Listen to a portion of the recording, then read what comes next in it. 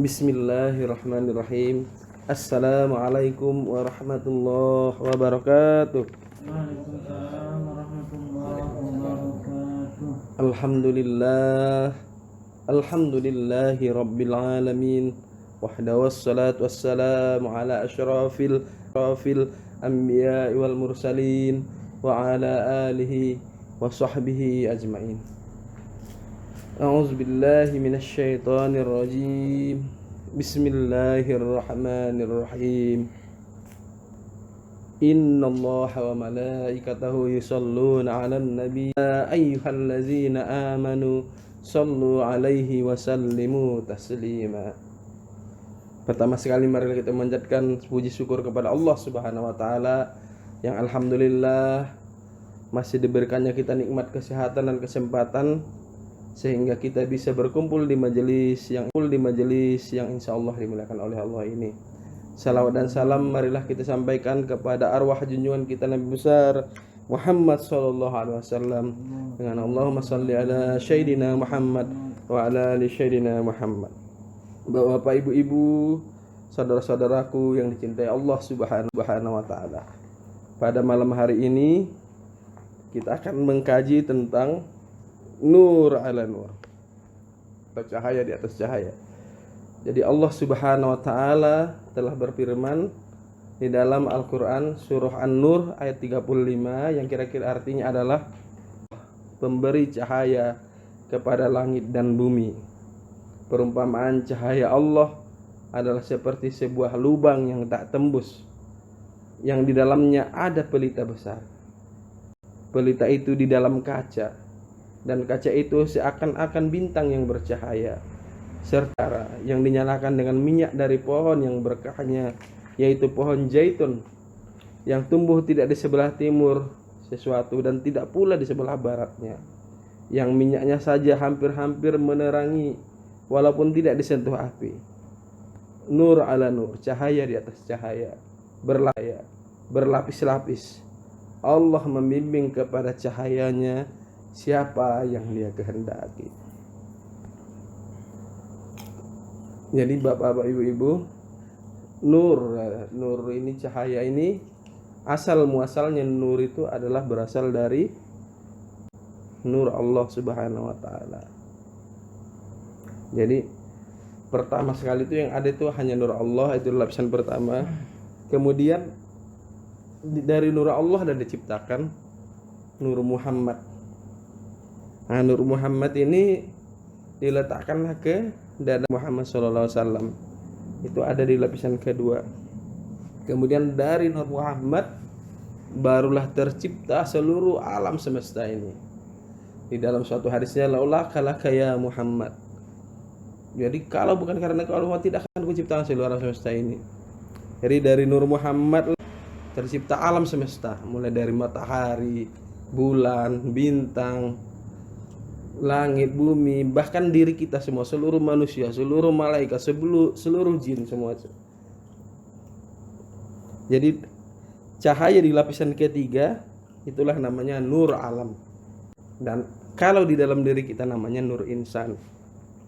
Kemudian dari nur insan ini, dari nur Muhammad tadi, pertama kali dialirkan nur ini oleh Rasulullah kepada para sahabat, yaitu kepada Ali bin Abi Thalib, kepada Abu Bakar.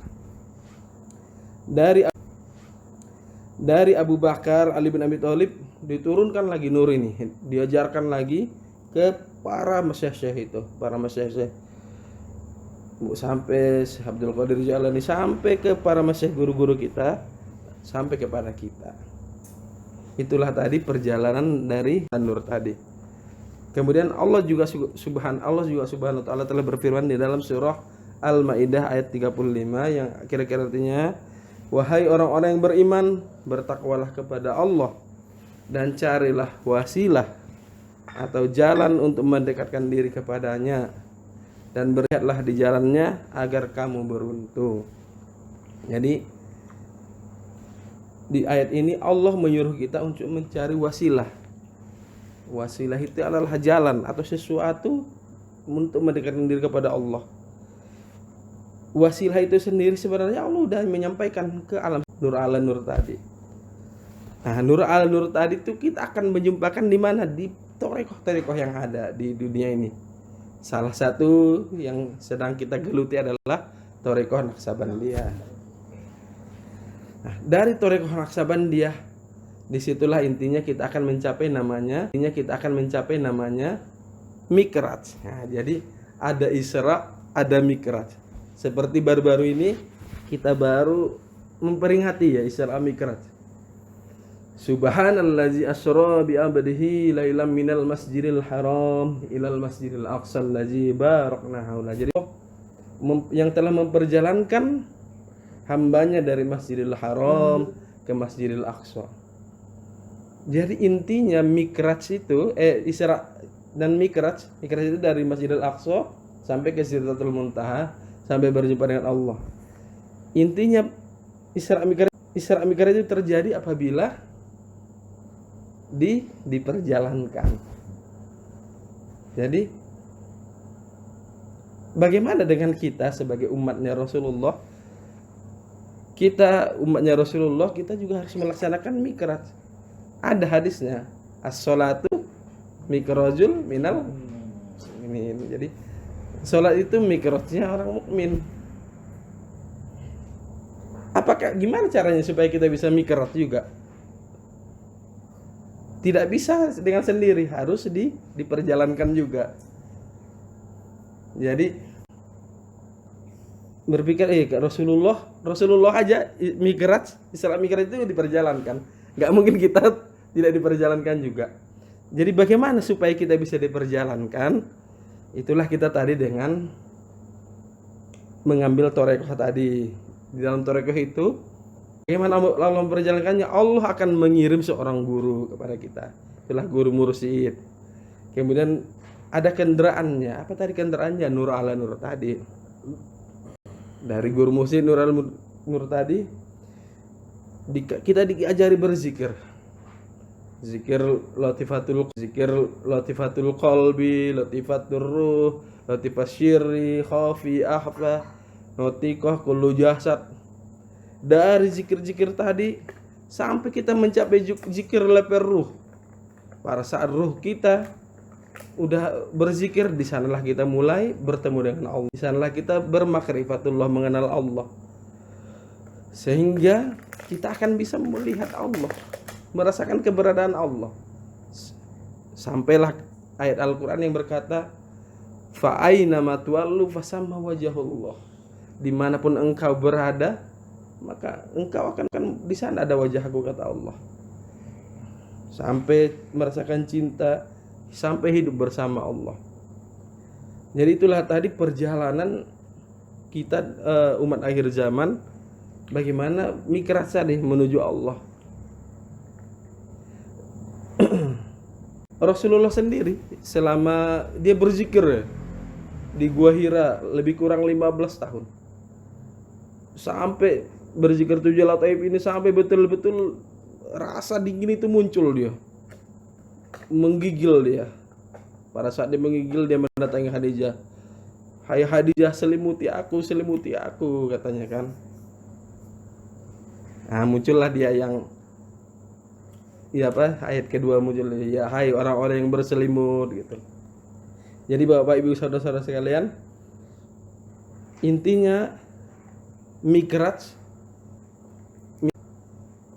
Mikraj itu adalah perjalanan ruhani kita bertemu dengan Allah. As-sholatu mikrajul mukminin.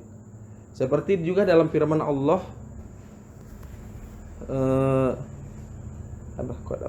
qad aflaha man tazakka wa dzakara asma rabbih. Jadi sungguh beruntunglah orang-orang yang menyucikan jiwa, yang membersihkan hatinya. Kemudian dia menyebut nama Tuhannya dan dia pun sholat. Jadi kalau kita belum bersih hatinya, langsung sholat gak berhasil Mikrajnya. Karena ya bahkan banyak gangguan, teringat istri, teringat anak, teringat kerjaan dan seterusnya. Makanya qad aflaha man tazakka wa dzakara asma rabbih fasholla. Jadi mungkin itu Bapak Ibu sebagai pengantar kita, bagaimana nur ala nur ini sampai ke dalam diri kita, sampai hidup di kita. Intinya kalau kita orang tasawuf ini dengan zikir. Jadi zikir 7 lataif tadi kita wiridkan sampai zikir ruh, sampai kita betul-betul merasakan rasa itu muncul ya. Mungkin demikian sebagai pengantar kita. Jika ada yang bertanya kami persilahkan. Wabillahi taufiq wal hidayah. Wassalamualaikum warahmatullahi wabarakatuh.